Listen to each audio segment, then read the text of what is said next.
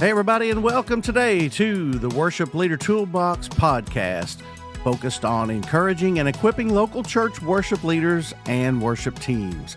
My name is Tim Batts, and once again, I am in the studio today with my buddy, Tim Price. How are you? And it's good to be together today. We're thankful for you and each listener as we discuss Christmas Eve worship planning in this episode.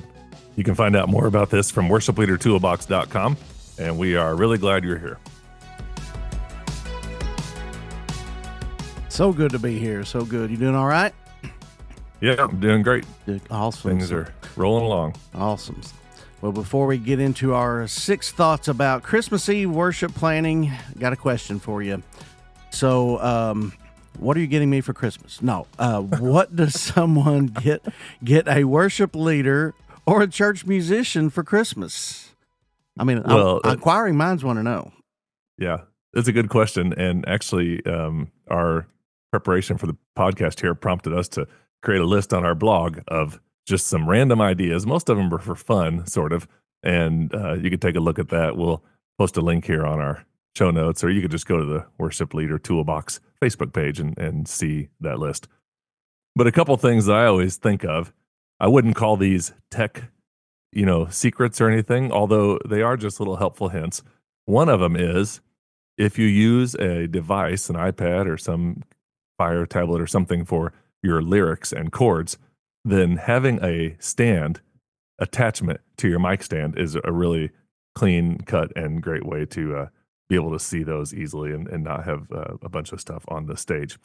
And so that's one thing, and we'll also include a link to that on the show notes. But Tim, how do you do it? Do you use? I mean, there's the chord charts on paper, chord charts digital. Or, of course, the other option is just to memorize it all. Well, I wish I could memorize it all. Unfortunately, at my age, memory isn't quite what it used to be. But I also use a tablet and do use a tablet holder attached to my vocal microphone stand. And so, I agree. It kind of, it cleans up the stage and doesn't. I can't stand a cluttered stage with, music stands and all these extra mic stands and everything. So I like having the singer's got to have a vocal mic stand. So I just attach a tablet holder to my vocal mic stand and just play guitar through that and use that to attach my tablet too. So, and when those tablets are attached, some of them aren't as good as others. Some kind of come out toward the front, or they don't go out far enough. Yes, and so I like it when they're metal and they're not gonna, not little plastic things. They're not gonna crack and right. And spend a little bit more on it maybe, but then again, a lot of times I travel with it and it seems to get squished or something pops off. So I just gotta buy another one. But they are handy to, like you said, keep it where you need it to be, and you can hook it on wherever you go, and you don't have to worry about extra music stand stuff. Right, absolutely. Two other thoughts. One is, go ahead. Well, I'm going to say, just like you, I probably went through several before I found one that I liked. So, yeah. Well, I kind of did that with our church. So our church has 3 or 4 different styles because we were just seeing what was best. But what throws me off a couple times, events that I do, I need like a script with me. And in that case, it is difficult to use the attachment because there's no place to put the paper script that somebody prints off for the flow of the whatever we're doing. And so those times I have to be creative. And then another thing is, back to memorization, I guess if you sing a song enough, if you're doing the same songs and traveling around, that's more possible of memorizing than the 4 or 5 songs each Sunday. I know a lot of churches do require memorization. But ever since there's been a back screen, the confidence monitor has really thrown off my memorization because it's just there. And so the words are there. And as a result, it's been a lot harder to do that. Yeah. Yeah, it does. It does help, but it does also kind of make us lazy a little bit as well. So yeah, that's what it is. It makes you lazy, and so all of a sudden you get to a spot where there's no back screen. And you're like, oh no, what just happened?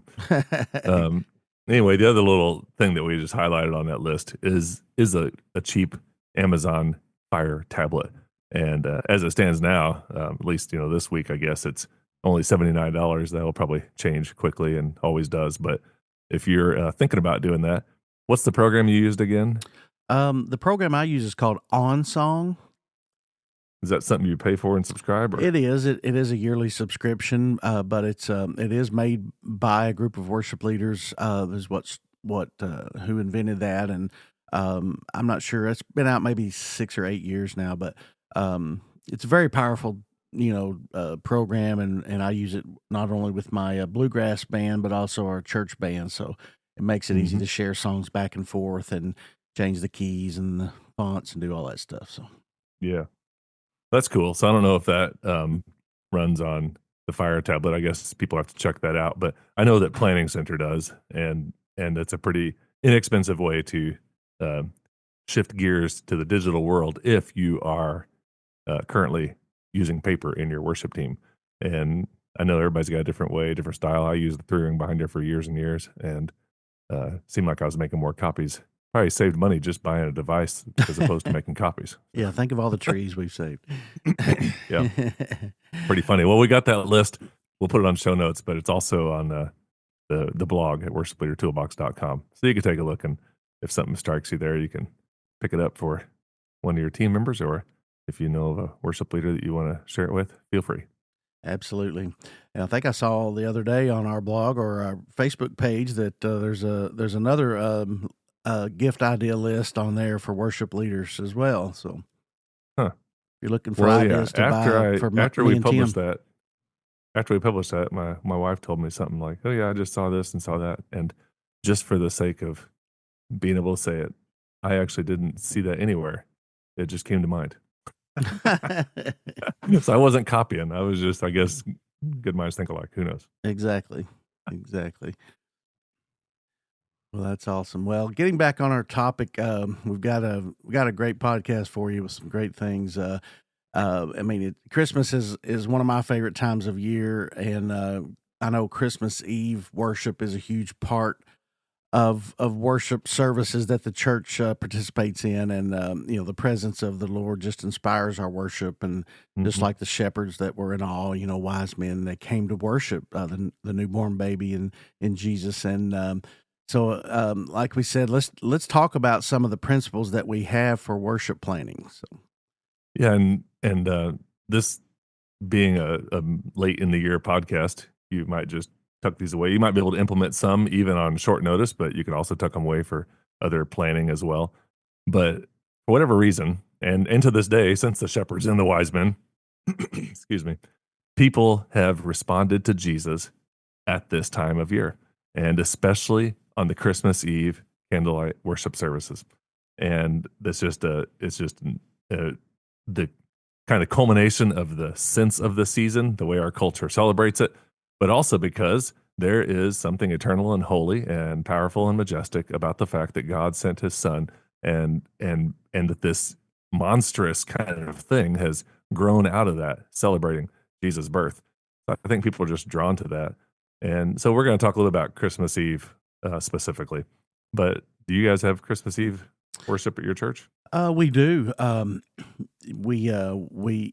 We love the Christmas Eve service. It's always been one of the most special services that we have at our church, and I've been in several churches over the years, and other churches have done it, different ways. And I guess my favorite time, or the way that I've been a part of, is when they just kind of turn the lights out and light some candles, and everybody's just kind of quiet and reverent, and they just kind of come in a worship state of mind, and their hearts just kind of open and Hmm. vulnerable to that time of year, and just kind of just sing some praises to him, and just kind of be in prayer, and it's kind of more of a real quiet, respectful service. I mean, to me, that's Yeah. what my favorite type of Christmas Eve service is. So.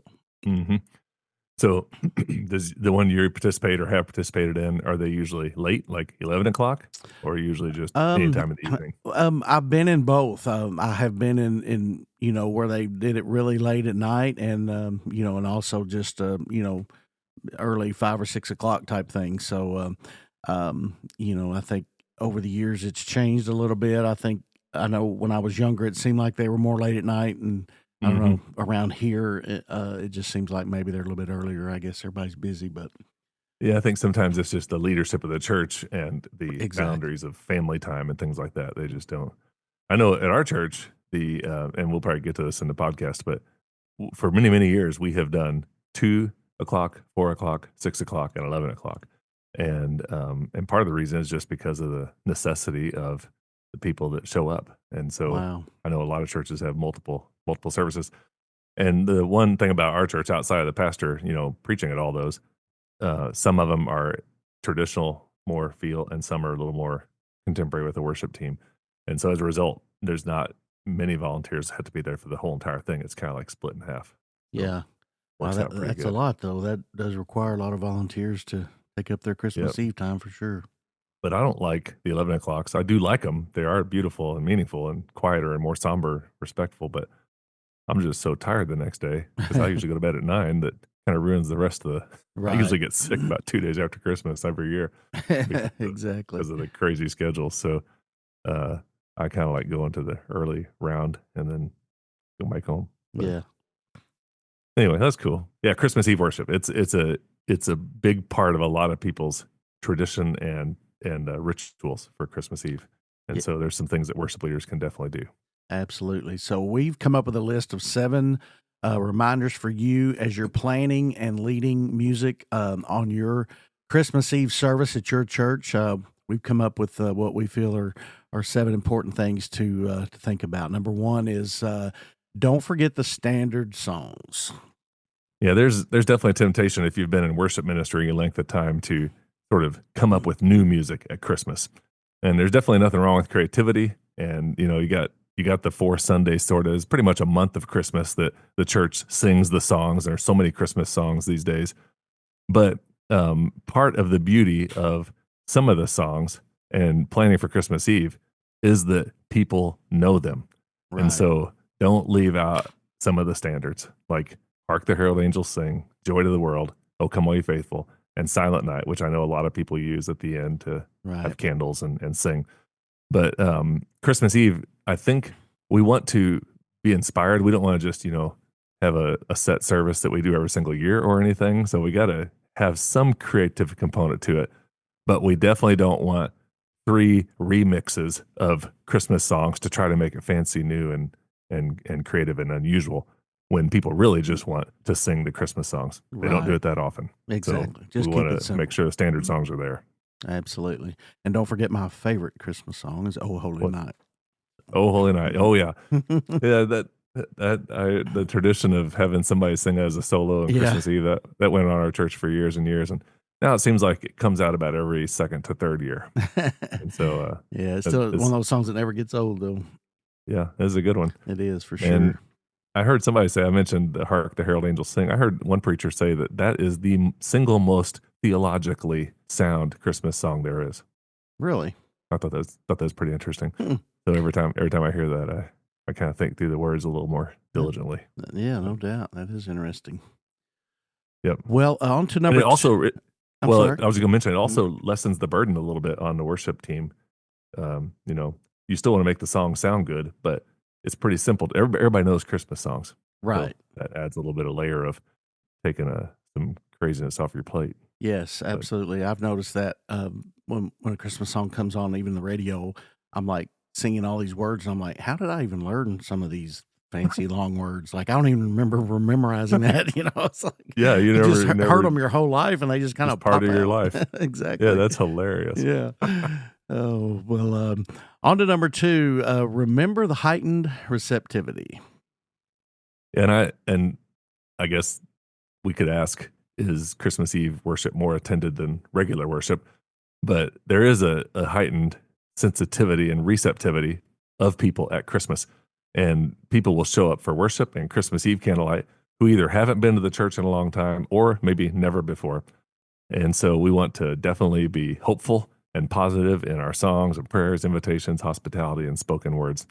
And we also want to make sure, and this may not be the aspect of the worship leader, although it's part of it, is to incorporate the gospel and the hope of Christ during the service. Mhm. And then we have a lot of people that show up. Sometimes there'll be twice as many for Christmas Eve as there is for an average Sunday morning. And one thing over the years I've just kind of grown into is this idea of kind of picking on the people who only show up on the big holidays of the church. And I just, I understand what people are saying. I understand when people talk about the Christmas and Easter Christians and all Mhm. those different things. But I've just kind of lately had a heart. I had a lady one time tell me the reason they don't come on Christmas is because they don't come into the rest of the year and they don't want to be one of those people who only come on Christmas. And that was kind of heartbreaking because the church has kind of built that into their, the regulars of us have kind of built that into our kind of jokes about things. But I always just think, what if this is the year where the dots all click and connect? Mhm. Like, what if this is the time? So we want them to be there. We don't want to, for sure, don't want to pick on people. So Absolutely. Yeah, there's a heightened receptivity, that's for sure. yeah, no doubt. I had not really thought about in that way, but the fact that you have a heart for that specifics, that's pretty neat. I hadn't really put that into perspective, but it does. It can deter people. I mean, a lot of people are looking for an excuse to just leave the church or not come back, and we Hmm. definitely don't want to give them any reason to not feel loved or wanted to be there. So, Yeah, yeah, it's kind of a yeah, weird little thing, but yeah. But people are absolutely open to Jesus, and so we got to give them Jesus. right. Do our best to do what we can. Absolutely, that's our goal. So, number 3 is highlight the musical talent. Yeah, and maybe in the old days, I don't know if you've called them this before, but when I was younger, the church always had special music. Mm-hmm. And in the more modern worship settings, that's kind of out the window. People don't Mm-hmm. usually have special songs. Mm-hmm. If you got a praise band or a worship leader, it seems like every song is an invitation for the church to sing Mm-hmm. in some fashion. And then every once in a while, there'll be a performance type song or something. But the word special music has kind of left the more modern churches. But if you were going to have something like special music, um, Christmas might be a good time to do so because people are happy to sit back and just listen to a song. And so, if there's a song that you or a worship team together could do so that people could just listen to it, then that kind of highlights some of the musical talent in your church. Or maybe there's somebody from your church who sings, but doesn't have the time or opportunity or commitment level because of whatever season of life they're in to be in the regular rotation of the worship team. But they're great at vocals or an instrument. They could just be a part of, highlighting the musical talent of the church during Mm-hmm. Christmas. Or it might be a guest you invite. That might be weird on Christmas Eve, but um, some way that you can lift up music before or after a sermon or during the offering, whatever. Just invite people to join in and highlight the musical ability of yourself and other people. Absolutely. I'm chomping at the bit here on this one. It's like I feel I could do a whole podcast on number 3. I just have so much to say about it, but it's so interesting to me in that some churches, have strayed from the special music or into the worship team mentality, but some churches still do it. And in my area, even I'm kind of in a weird place right now because I'm a member of a church that I've been going to regularly, but I'm filling in as a kind of an interim worship leader at a different church, not too far away right now. So I kind of feel torn at the moment, and they're kind of different, even though they're both just General Baptist church type churches. Yeah. But um, my church that I'm a member of still does special music every Sunday. We have some Huh. very talented singers. We have a choir. We have a praise band. We do a mixture of hymns and traditional songs. But every Sunday, the music leader, director, um, has a list, and she's very good about sending it out, months in advance. And there's a special music every Sunday. Huh. But the church I'm leading it now, there's never special music. And then I've been a part of other bigger churches that typically rarely have special music. So I find that very Yeah. interesting. And so, but I do agree because if you have a church that has some people who really enjoy singing, and especially solos or that type of thing, it is a great time to highlight those people's. Yeah. And of course, at the church you're filling in right now, you're the special music. So, Right. Yeah, I guess so. Yeah, I guess so so. in your planning, you could just sing a song on Right. Christmas Eve if one fits. I mean, at some point you become the regular worship stuff, Right. but Right. there's opportunity for people just to listen. Right. Yeah, and that's cool if you can organize your people. That's just a huge involvement. And I heard for every song sung or for every person who participates in music at your church, 3 to 6 people show up to worship. Hmm. Yeah. And so if you have a choir and orchestra instruments, anything like that. Mhm. And I think it's more if it's kids. And Absolutely. I don't have any statistics about that or anything, but if you get a kids choir or Mhm. ensemble to sing for special service or Christmas Eve or something, you just get a load of people. Right. And I know that because we have our kids sing on one of the Christmas Eve services, the 4 o'clock service. And Mhm. this has been this way for 10 or 15 years now. And it is the single largest attended service of the night because I think the kids are singing. Mhm. Oh, So pretty absolutely. interesting. Yeah, first of all, kids don't drive, so they have to have somebody drive them there, so that gets but second of all, they, grandma, grandpa, aunts, and uncles, and all everybody's gonna wanna come see them sing, Yeah. so, Everybody shows up absolutely. and they can't drive. That's hilarious. Oh, well, before I stray too far away, so, number 4 is an obvious one, but, we have to lift up the name of Jesus. Yeah, we already mentioned this and it is obvious, but Mm. I guess it's worth saying again that the story of God coming to us at Christmas, we just don't want that message to get lost. And I have somebody told me this axiom a long time ago. And even if we're not feeling like we're totally sure what to sing and say, like, oh man, Christmas is here again. Wow, I just feel like I just wrapped that up a few months back. And the axiom was it doesn't have to be new. You just tell them what's true. And so that's a thought always comes to my mind when I'm picking out Christmas songs. The story of Jesus, read the story, sing the story. Don't apologize for putting Christ first, Mm. and don't let the message of hope get lost. We want to keep it simple so that people grasp it and live it Absolutely. out. That's good. That's a good mindset to be in is don't try to add bells and whistles or flash it up. It's been a true amazing story for long, long time. So Yeah. number 5 is keep components normal on Christmas Eve. Now, we already mentioned the standard songs, and this kind of goes with it. In fact, our list probably could be rearranged here a little bit. We're kind of bouncing back and forth, but one thing that I think I heard from Tom Rainer originally, way back when, was that sometimes the church will, because of a higher attendance or because of guests or new people, they'll kind of break the bank doing everything possible during their Christmas Eve service in terms of creativity and videos and music and rehearsals and message prep, all those things. And he said, you want to do your best, but you really want to keep your Christmas Eve service kind of at a typical style of what they can expect if a guest does decide to return on Sunday. So if all of a sudden Christmas Eve you pull out an orchestra and every other component you have, but the Sunday mornings are just a guy and a guitar, then that's going to be a little bit of a whiplash for guests. So I've always thought about that and have kind of not intentionally kept it too simple, but just helped make sure we had a normal sort of setup so that people knew what to expect. And Hmm. it also works for people inviting people on Christmas Eve. You know, if you usually do more modern style, you don't want to all of a sudden have opera singing Right. because people are inviting friends and they kind of have an idea of what it should sort of be. And r- that's the idea of just keeping things normal. Right. Yeah, absolutely. That's a good point. So on to number Yeah. 6. It is relax and have fun. Yeah, I don't know exactly what the thought is here, except that we want to be real and we want to be upbeat and we want the mood of the service, the style of the service to kind of match the goal that we've planned.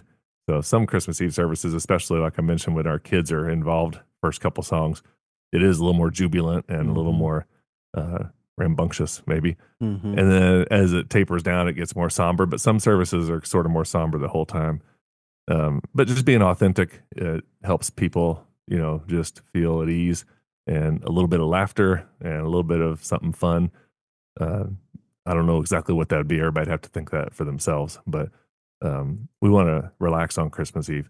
It is an amazing story. It's an amazing season, but it's not the end all be all. It's part of the church, rhythm, part of the church calendar, and we have opportunity to do that as a church year after year after year. And so we want to let people feel at ease about it. Right, absolutely. It's supposed to be a fun, relaxing time of year, and unfortunately, it's become so commercialized that a lot of times it loses that true meaning of what it's supposed to be, and so Yeah. we do need to not only on our Christmas Eve service, but I encourage you in your normal everyday life just the week or two before or after Christmas, just relax. Just remember what we're doing this Hmm. for, and don't worry if all the grandkids you didn't spend the same amount on each one present. So just know That's that true. being together is the most important thing, and sharing the love of Christ is obviously the most important. So Yeah, that's huge. And something else that I've noticed recently, and I totally understand it, and I don't want anybody on the podcast to think I'm disparaging this sentiment, but um, it seems like every single Christmas Eve service the last 5 or 10 years, somebody has got up to pray, and they started in such a way that was like, here we are celebrating Christmas, but we know many of you aren't happy at all. You're very sad, and this is a hard time of year, and things are looking down, and I understand that. I mean, like, if, you lose a loved one, then that Christmas is just not gonna be the same, and I definitely have a heart for all that, but it's almost like that's become such a norm that everybody feels like they have to preface the the celebration of the worship with, "We know some people are sad, but here we go." And in some ways, that kind of, it kind of makes everybody, even if you're not in that season, you're kinda like, "Oh, man, that's kinda sad." And so, again, I don't know how to I probably shouldn't have said it. I'm not sure how you fix that, but we have compassion for everybody.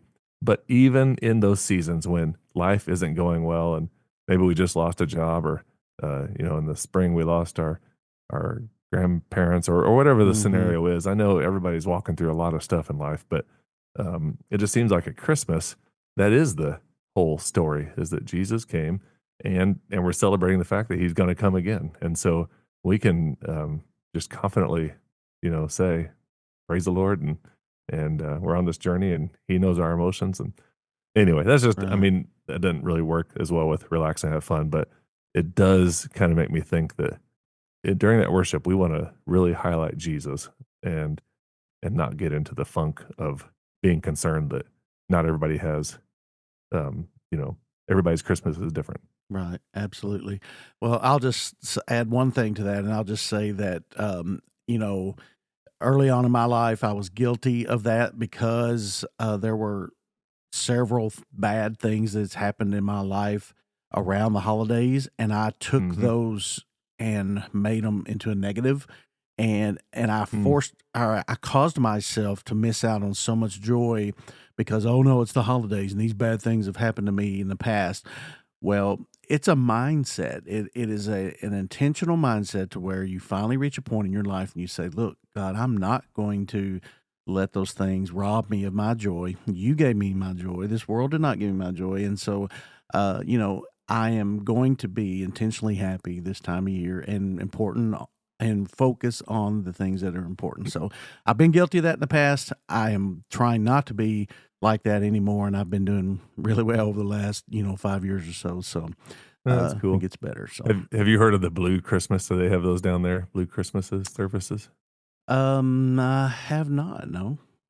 Um, it's it's kind of a, and again, I'm making sure that podcast listeners know this is just for thinking, out loud, I realize, but, there's a bunch of them up this way and various parts of the country, I guess, and they basically have what they call Blue Christmas, and it's a service that usually happens 4 or 5 days before Christmas Eve or sometime in December, and the whole purpose is for people to come that feel like they, to kind of experience and just, rest in God's grace because of tragedy in their lives this year Hmm, or this season or whatever reason. And so that's a part of that. And I always find those are fascinating. And I think that's a pretty neat thing because then you kind of have compassion and understand that Christmas isn't hunky dory for every single person. Not everybody's passing out gifts with their family around the tree because just the nature of right. everybody's unique experience. Um, but that's just a part of that. So anyway, Absolutely. That's interesting. Well, the final, point that we wanna talk about is very important, and that is thank your worship team at Christmas time. yeah, and on our script here, we, for whatever reason, have 2 number 6s, even though there's actually 7 of these. But and thank your team isn't necessarily part of Christmas Eve planning, but I have found over the years that it is some of the best time that has a big impact if you give everybody a little thank you card or a gift card, or, it doesn't have to be fancy, whatever it is you're able to do. just to share with your people that you appreciate the partnership and ministry together. And I always, for sure, if I'm getting gift cards, I almost always give more valued gift cards to the sound and tech team. Mm-hmm. And that's just because those folks are always there early and stay late. And if it wasn't for those people, it'd be hard to do it. And Right. then I try just to share a gift card or a note with vocals and musicians and pastor people who are helping with Mm-hmm. graphics, whatever. And if your team is larger, then most likely you have some semblance of a budget in your church to invest in this. And it's just a great way to do it. There's other ways to thank your team too, but I often go toward the gift card idea. Right. And and there's a lot of things about this. One is just that they're noticed and that notice the efforts, and it just kind of brings about a good sense of belonging to the ministry. Absolutely. Yeah, there's as well as I do. There's an old saying that most people don't notice the worship team or the tech people until there's a problem. That's when they're Yeah. noticed. So let's let's remember them for sure. So That's really true for the graphic operator and the sound guy. exactly, yeah, definitely the sound guy. Yeah. Oh man, well, this has been a great podcast. That's all the time we have for today. Be sure to look at our blog post at worshipleadertoolbox.com for the gift ideas that we mentioned earlier and a few more thoughts about Christmas Eve worship. Hey, if you have a topic you would like to hear about on the Worship Leader Toolbox, send us a note. We would love to tackle it, and we would really love to hear from you. Don't forget about the Facebook group, Worship Leader Toolbox Community, and of course, our Facebook page, Worship Leader Toolbox. And you can also find us on the IG at the WL Toolbox. So we'd love to find you on Instagram as well. So thanks to everyone who engages there. We really appreciate you. Yeah, and maybe today we'll put a post on the community, Worship Leader Toolbox community page about Christmas Eve, just your service times and your song list for it. We would love to hear that, and feel free to answer that there.